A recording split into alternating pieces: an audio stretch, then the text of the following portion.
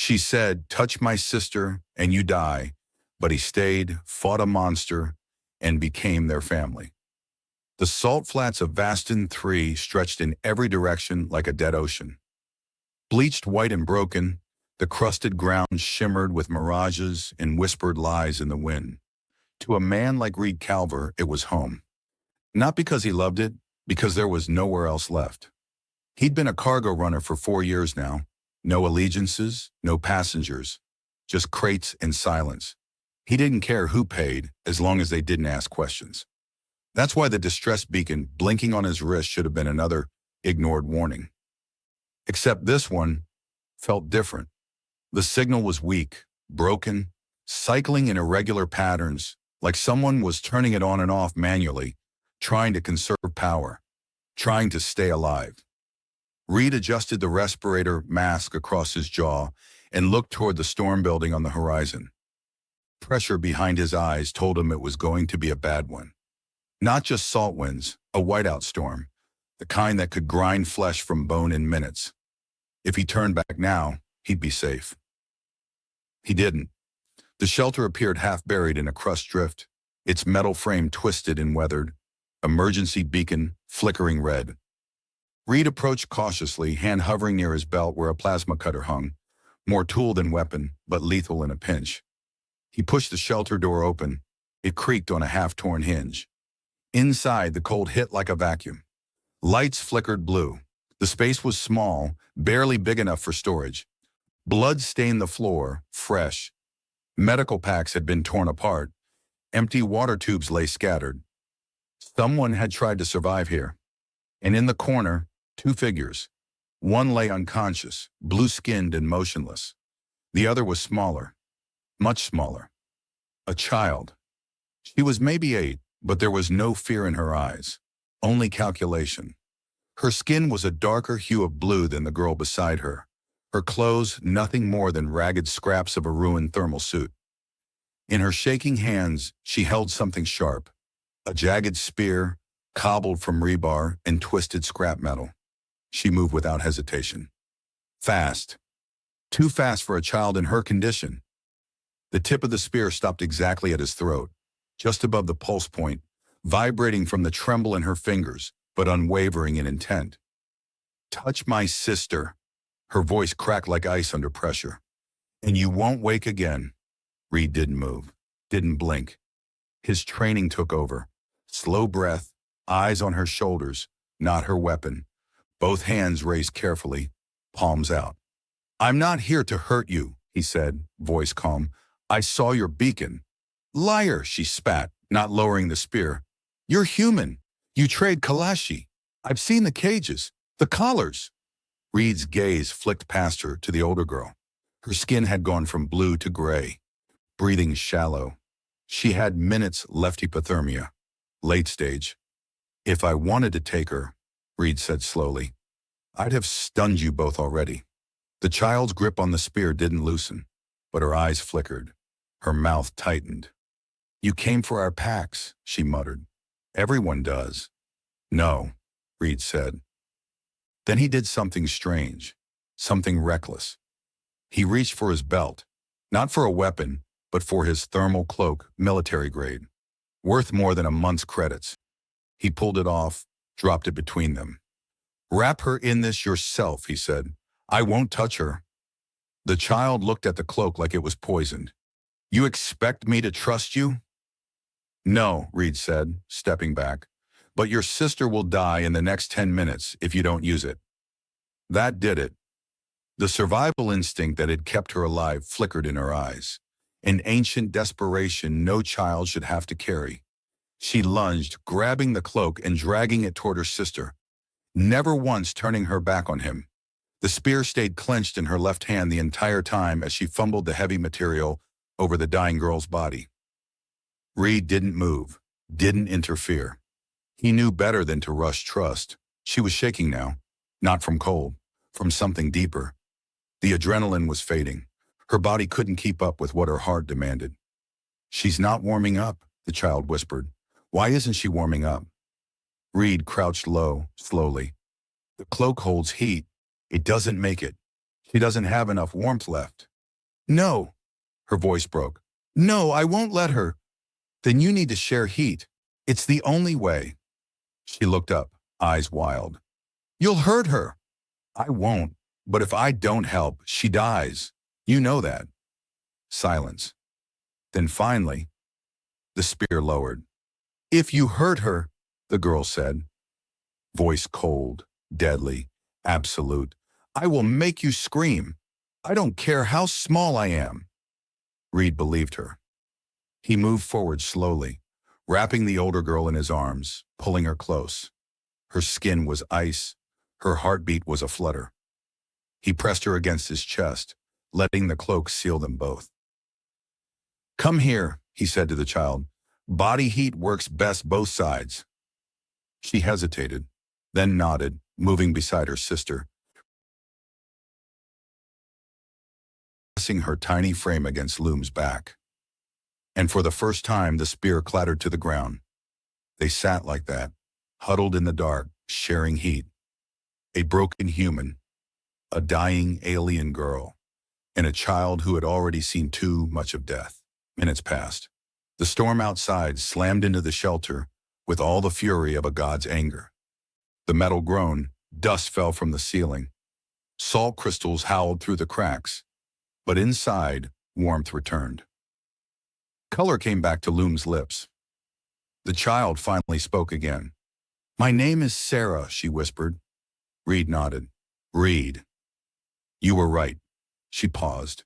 Her next words cracked open something deep in both of them. She was dying. You saved her, he said. Sarah didn't respond. She just stared at him. Why are you helping us? She asked. Reed had no answer. 4 years running through the flats, avoiding people, avoiding pain. He hadn't helped anyone in years. I don't know, he admitted. Sarah blinked. My sister always said some humans were good. I thought she was stupid. Maybe she wasn't, Reed murmured. And then a sound. Scraping. Metal against metal. Not the storm. Something else. Something deliberate. Reed froze. What is it? He whispered. But Sarah's face had gone pale. No, she breathed. No, no, no. What is it? Crawler. Her whisper was barely audible. Her gaze snapped to the floor, where Loom's blood had stained the shelter. They smell blood. Reed reached for his plasma cutter. Outside, something massive slammed into the shelter wall. Not the wind. Something worse. Reed glanced at Sarah. Her tiny hand found the spear again. No. She looked at him and didn't flinch. We fight, she said. And that's when Reed understood. This wasn't just survival. This was war.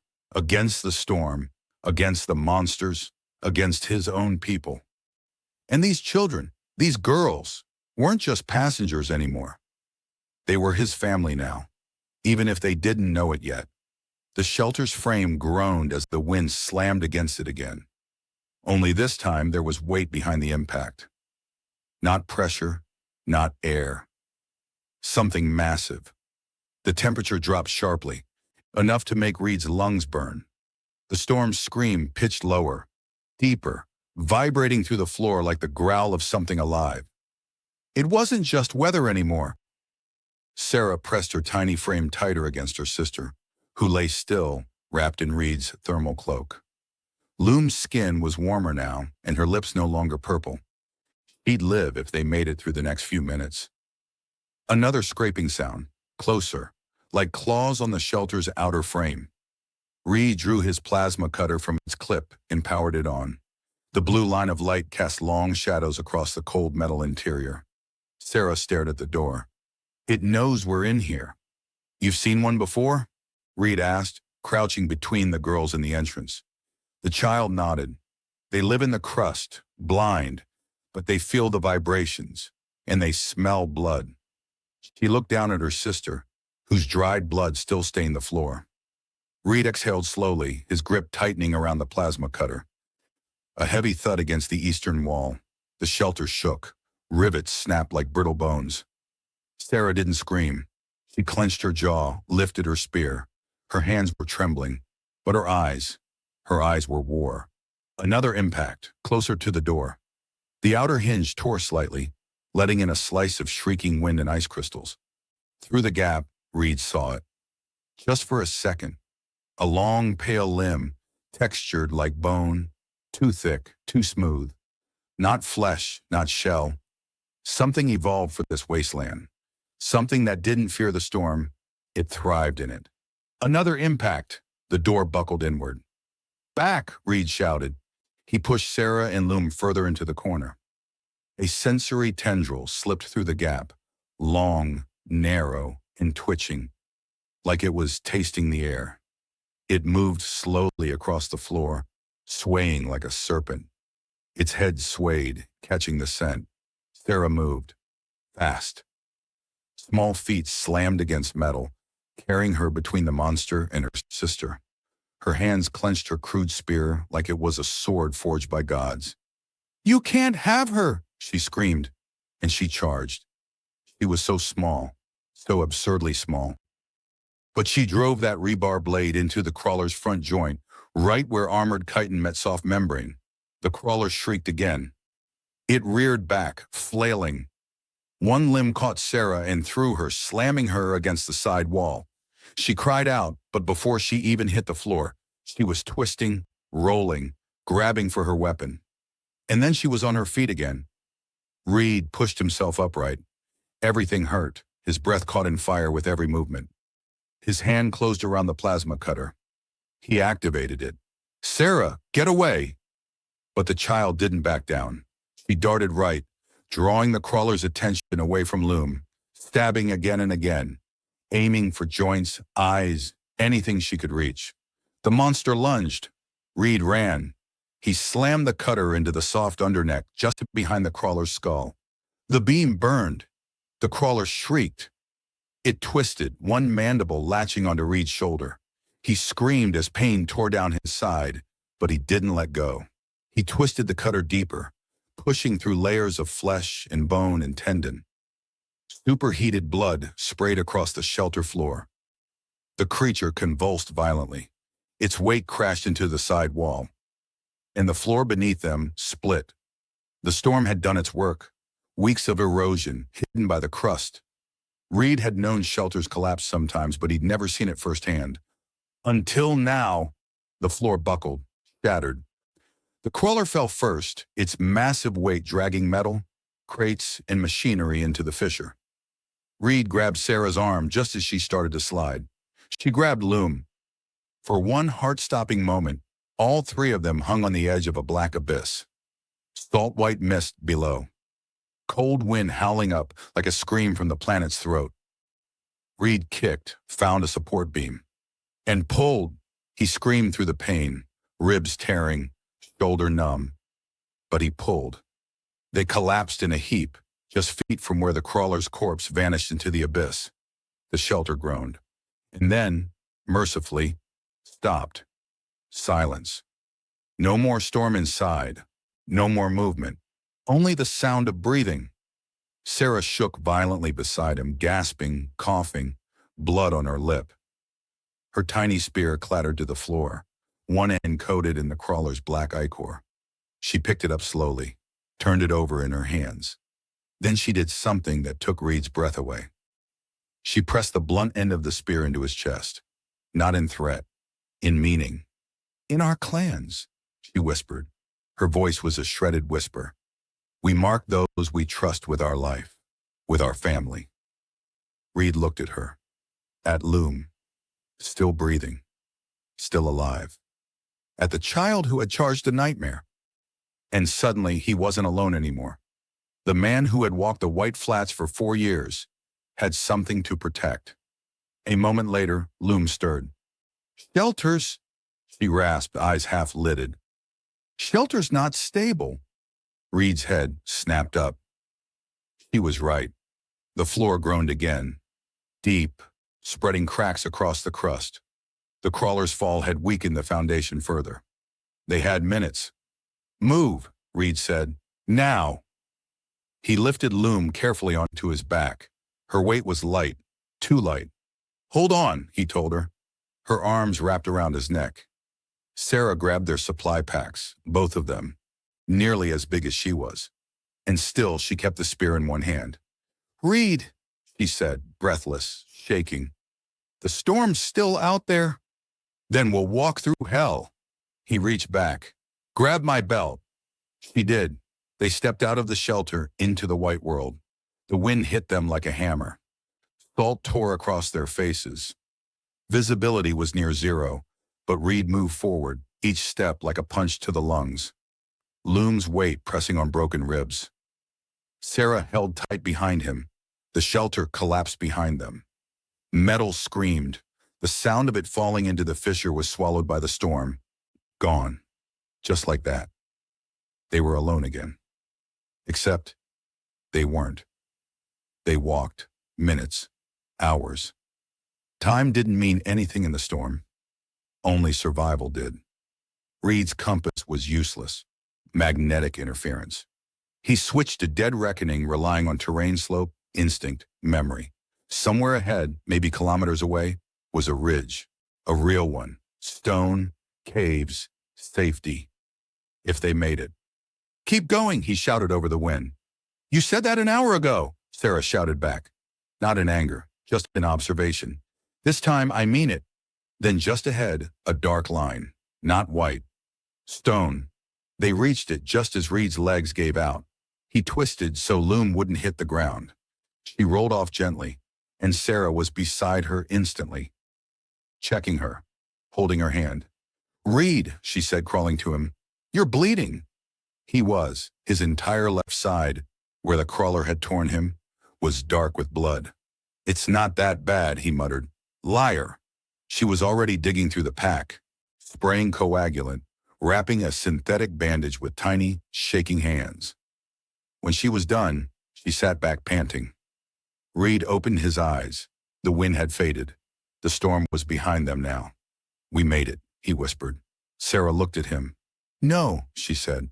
"We're still making it." And Reed, broken ribs, torn shoulder, nothing left to give, smiled.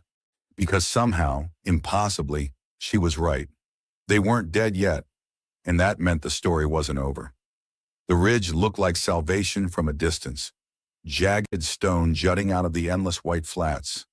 A broken tooth in a dead world. Reed limped toward it, one hand clamped to his torn shoulder, the other gripping Loom's legs as she clung weakly to his back. Behind him, Sarah climbed like a shadow, her tiny spear strapped across her back, their packs heavy on her shoulders. They found a cave, narrow at the mouth, dry and deep. Safe. Reed collapsed against the back wall. His body screamed with pain. Every movement threatened to break something new. His shoulder was infected. His ribs were cracked.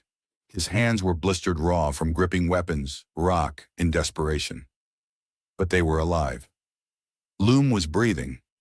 Color had returned to her skin. Her pulse no longer a whisper. She leaned against the cave wall now, head bowed, but awake. Sarah had arranged the supplies methodically. Rations, water, medkit, plasma cutter beside her spear. Then she sat cross-legged, staring at the entrance. Eyes ancient, mouth tight. She hadn't spoken much since they'd escaped the crawler. Reed didn't press. Some silences needed to be honored. Hours passed. The wind outside died. The storm had passed, leaving only salt dust and brittle silence behind. As night fell, the temperature plummeted again, but this time they had stone between them and the cold. Reed unwrapped his thermal cloak and draped it around the sisters. "I'll keep watch," he said. "You can barely sit up," Sarah replied. "Then we both will." She stared at him for a long time in the dying light. "You really don't know, do you?" "Know what?" "Why you helped us." Reed looked away. She stepped closer, tiny, fierce, trembling. She placed the butt of her spear on the ground beside his hand, a gesture Reed didn't fully understand, but felt in his bones. "You carried her through the white hell," Sarah said softly, "and me, even when I wanted you dead." "I told you." "No," she said again, shaking her head. "You did it because no one ever carried you." The words hit harder than the crawler had. Reed felt something snap behind his ribs. Not bone, something older. Something he hadn't felt in years. He didn't respond. Because she was right. He hadn't stopped walking in 4 years. Not since the colony wars. Not since the unit died. He'd kept moving because stopping meant remembering, and remembering meant grief. And grief was unbearable. But then a distress beacon had pinged, and a child had pressed a spear to his throat, and everything had changed. Dawn came cold and soft. Loom sat up slowly, her strength returning. Sarah handed her a water packet, gently guiding it to her lips. "Morning," Loom rasped. Her voice was raw but steady. She looked at Reed. "She told me what you did." Reed shrugged. "Wasn't..." "Don't," Loom said gently. "Don't minimize it." She turned her gaze to her sister. "She trusts you. That doesn't happen easily." Sarah didn't look up. "He's family now." Reed blinked. "I don't." "You do now," Sarah said simply. And somehow, that felt true. Later, while Reed patched his gear and Loom rested, Sarah unrolled an old frayed cloth hidden in one of their packs. Inside, a data chip and a folded square of synth paper with coordinates scrawled across it in faded ink. "Our mother gave us this," Sarah said. "Said if we ever made it to the deep north, we'd find them." "Who?" Reed asked. "Free Kalashi," Loom whispered. "No labor camps, no cages, no humans." "A settlement?" Sarah nodded. "Hidden, off-grid. She said if we could find it, we'd be safe." Reed tapped the chip into his scanner. The signal came up. 500 kilometers north, across flatlands known to swallow caravans whole. No cover, no water. Sandstorms, crawlers, corporate patrols. "That's suicide," Reed said. "That's 3 weeks on foot, minimum." "We'll make it," Sarah said. "With what supplies?" he asked. "With luck. Luck won't save you." "Stubbornness, then." And damn it, she said it like a vow. That evening, Reed checked the outer perimeter. The salt flats stretched empty in every direction. Or so he thought. Movement. Far south, 3 lights, growing closer. He blinked. Engines. Fast. Military-grade transport vehicles. 6 wheels, external armor, floodlights. He rushed back inside. "Lights out," he hissed. "Now." Sarah killed their heater. The cave went dark. They crouched against the far wall, weapons ready. Silent. The vehicles crested the southern rise. 3 of them. They weren't just passing. They were searching. Lights swept the flats in long, methodical arcs, back and forth. And then they spread out into a grid, hunting. "Raiders?" Sarah whispered. Reed's blood turned to ice. "No," he said grimly. "Worse. The Colonial Labor Authority. Bounty hunters, enforcers, human contractors tasked with collecting undocumented biological assets for corporate resettlement and debt camps." Kalashi, like Sarah and Loom, weren't considered refugees. They were resources, but he already knew it was too late. One of the floodlights had stopped. Then it reversed, locked on. "Run," Reed said. They bolted out of the cave across the stone field, down toward the canyon rim. Behind them, the vehicles roared, tires tearing over salt, engines screaming. Floodlights painted the dark in brilliant white. Reed grabbed Loom's hand. Sarah ran beside them, packs bouncing on her back. A voice echoed over a loudspeaker. 3 individuals detected, 1 human, 2 Kalashi miners. Human accomplice in violation of Labor Protection Code 7. Cease flight, surrender for processing. Reed's jaw clenched. Accomplice. They didn't see him as human. They saw him as an error in their system. A malfunction. They reached the canyon edge. But the first vehicle swung wide, cutting them off. It skidded to a halt. 4 armored officers stepped out. Another floodlight blinded them. "Drop your weapons," one barked. Sarah activated the plasma cutter. The blue glow hissed to life in her hand. She held it like a, "Do not move," Reed said. Reed stepped in front of the girls. Blade, eyes narrowed, stance tight.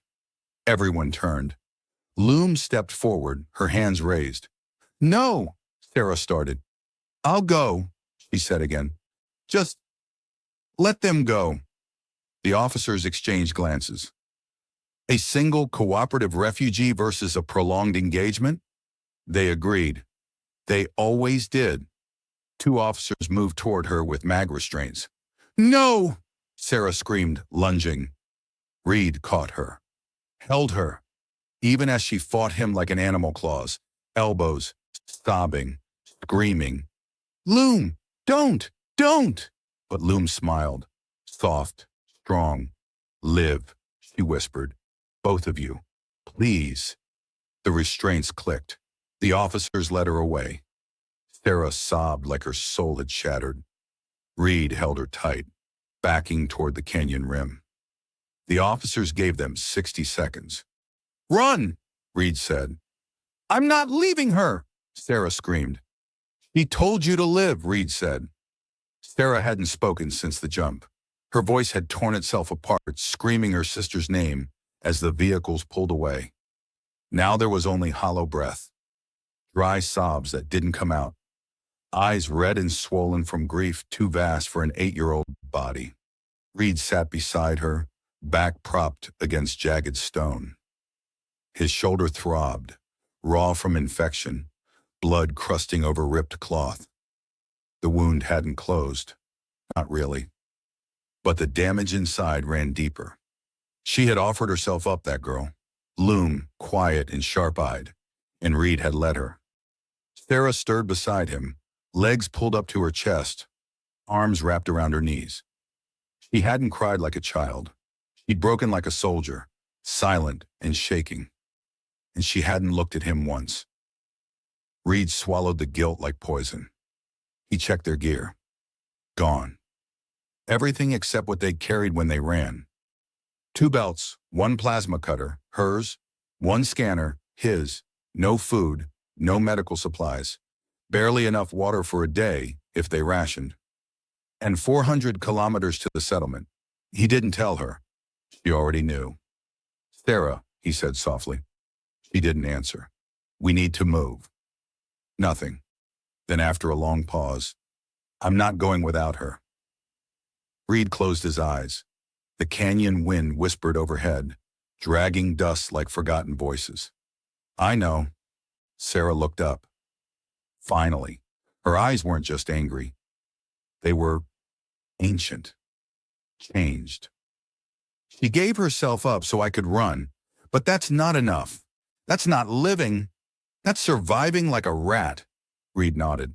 And that's not what she wanted. Sarah stood slowly. Her knees shook.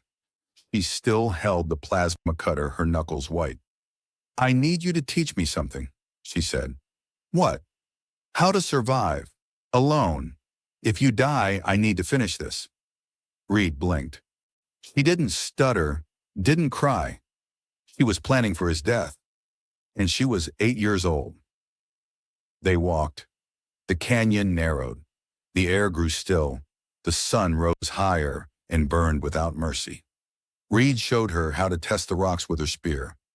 Check for hollows, cracks, weak surfaces. How to find water.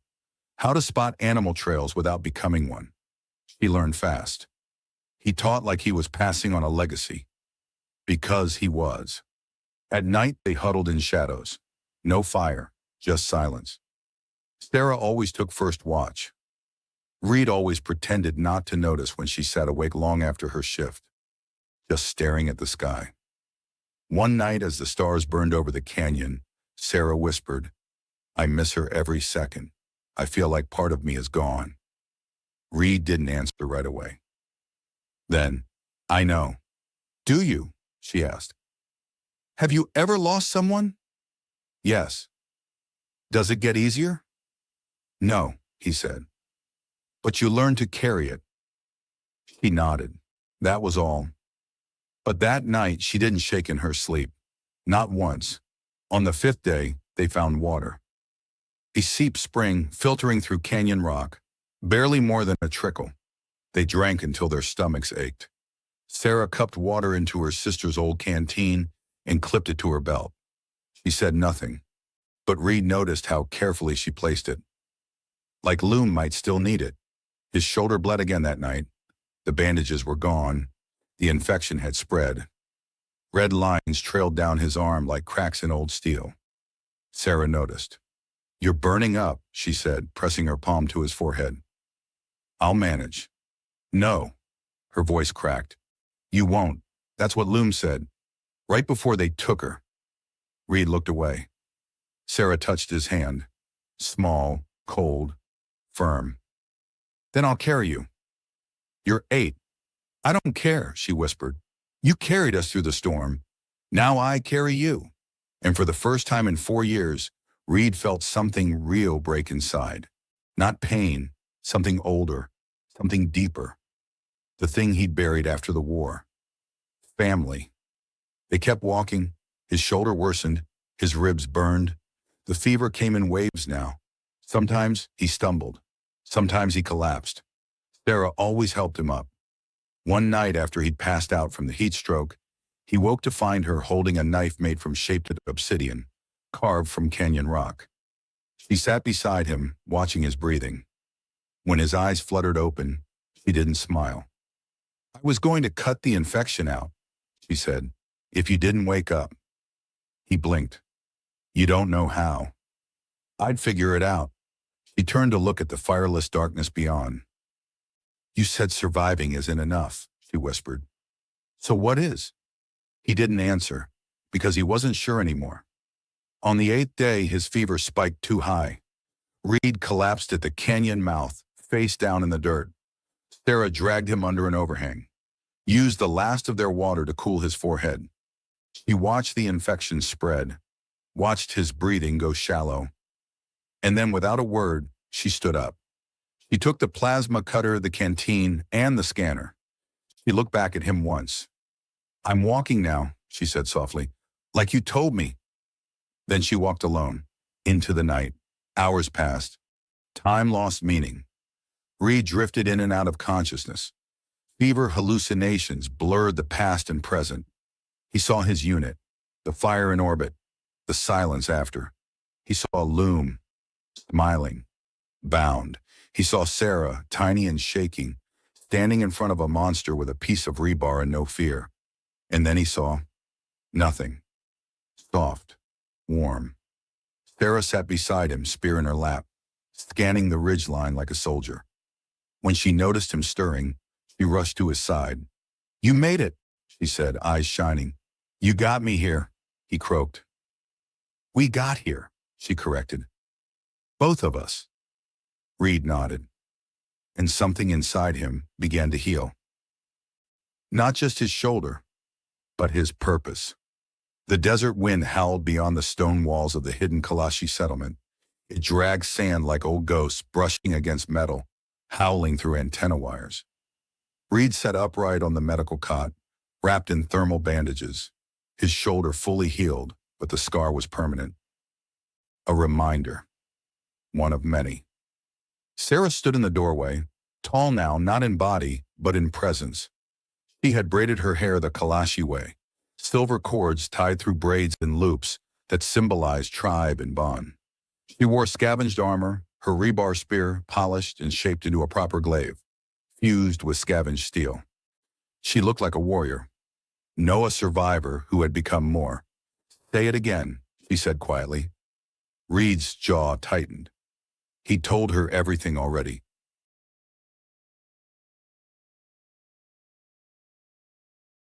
More. 3 days ago, he said, I intercepted a comm scan. Loom's alive. They transferred her to a labor transport near the Black Spires. If she hasn't been sold yet, they're holding her. Sarah didn't blink. What's the plan? Sarah? The girl who had once held a rusted spear at a stranger's throat now stood taller, stronger. Tears welled. But Sarah didn't cry. She stepped forward and whispered, We came back. The journey back wasn't easy. But it didn't have to be. They had what they came for, and nothing would take her again. When they crossed the threshold into the canyon settlement, the entire tribe stood waiting. Loom collapsed into Sarah's arms. then into Reed's. I thought, you left me. Reed shook his head. We promised, remember? You don't leave family. A week later, Reed stood atop the highest ridge, watching the horizon. The sun bled orange across the dunes. A stillness sat over the canyon. Sarah approached silently, carrying two objects. One was her reshaped spear, the other Loom's old cloth pouch. Inside, the shattered memory disk, the one she'd kept hidden. I fixed it, Sarah said softly. The text helped. We recovered the message. She handed it to him. He activated the chip. A projection flared to life, a recording. Loom's voice, younger. If you're hearing this and I'm gone, then it means the desert didn't take me. It means I made a choice. Maybe a stupid one. Maybe brave. But if I'm gone, don't survive for nothing. Find something to hold on to. Find someone who will fight for you when you can't. The projection glitched, then faded. Sarah sat beside him. She was talking about you, she whispered. Reed didn't reply. He didn't have to. That night, the Kalashi held a fire ritual not for death, but for rebirth. Each survivor placed a token into the fire. A chain they'd broken, a tag they no longer needed, a name they chose to forget. Reed placed the patch from his old uniform, and Sarah, she placed the broken tip of her first spear. I'll make a new one, she said, smiling at Loom. Not to fight with. No, to guard something. What? She turned to Reed. To guard him, he's my family. Later, when the fire had died down and the stars returned to their watchful silence, Reed sat with both sisters beside him. He didn't feel like a soldier anymore. Didn't feel like a man running from his past. He felt chosen, worthy. And when Sarah pressed her new spear into his hands, the one she'd carved herself, she said softly, You carried us through death, and that makes you family. Final line, narration voiceover. He came as a stranger, carried a wound he never spoke of, but he stayed. He fought. He bled. And when the world tried to break us again, he became something more. Not just our protector, not just human. He became the reason we survived with our hearts intact. The end. She came back with an army.